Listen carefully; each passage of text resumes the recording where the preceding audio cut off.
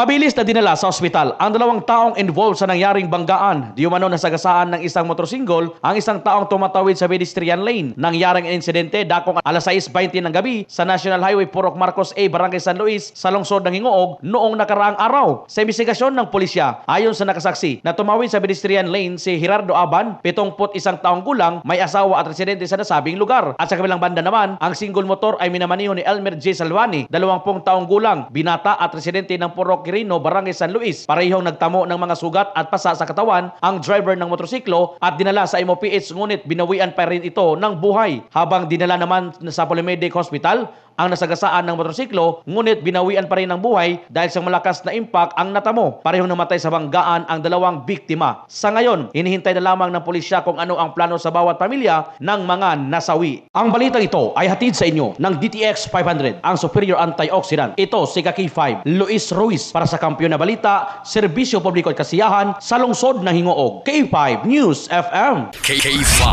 News FM. News FM.